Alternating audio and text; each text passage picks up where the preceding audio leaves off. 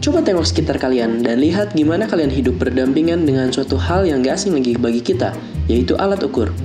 Alat ukur ini seringkali digunakan untuk membandingkan suatu besaran dengan besaran lain yang sudah ditetapkan sebagai standar pengukuran, baik berupa panjang, massa, ataupun waktu.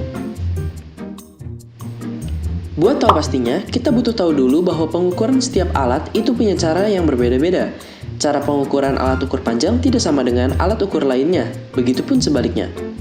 Bahkan, jika kita perhatikan, sesama jenis alat ukur panjang pun punya pengukuran yang berbeda-beda, seperti penggaris, dan jangka sorong, ataupun alat ukur massa lainnya seperti neraca Ohaus dan neraca digital. Oke, kita masuk ke alat ukur yang pertama, alat ukur panjang. Seperti namanya, alat ukur panjang digunakan untuk mengukur panjang. Biasanya, alat ukur yang paling sering digunakan adalah mistar atau penggaris. Penggaris memiliki dua skala pengukuran, yaitu skala utama dalam cm dan skala terkecil dalam mm. Skala terkecil dalam penggaris adalah 1 mm, dan kita bisa menentukan ketidakpastian skala terkecil dari setengah kali nilai ketelitian alat ukurnya, yaitu 0,5 mm. Berikutnya ada jangka sorong. Jangka sorong merupakan alat ukur yang lebih akurat dari penggaris, digunakan untuk mengukur diameter sebuah benda atau kedalaman sebuah benda. Jangka sorong memiliki skala utama dan skala nonius. Nilai ketelitian jangka sorong dihitung dari skala noniusnya, atau 0,01 cm. Nilai ketidakpastiannya adalah 0,005 cm.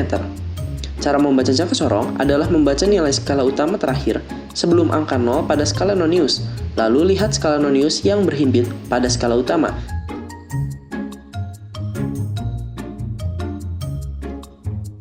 Micrometer screw lebih teliti lagi dari jangka sorong.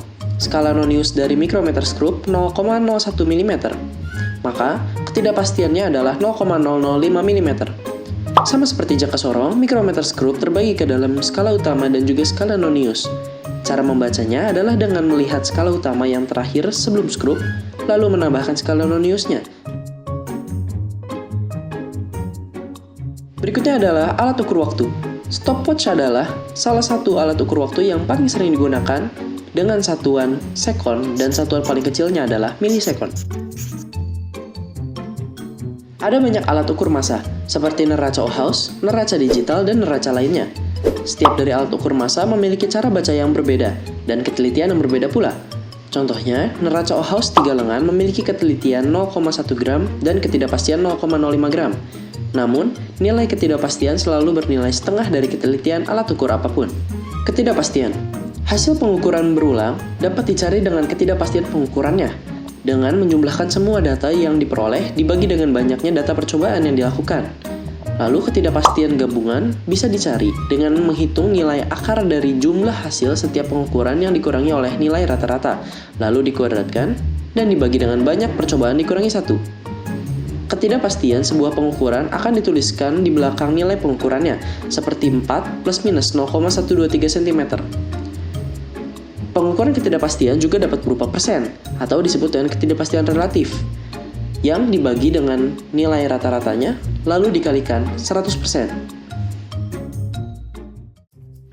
Nah, bayangin, seberapa pentingnya alat ukur, karena tanpa alat ukur, kita mungkin nggak bisa tahu berapa panjang sebuah benda, atau bahkan nggak bisa tahu seberapa sukses diet kita yang diukur dari penurunan massa tubuh kita. Stay educated.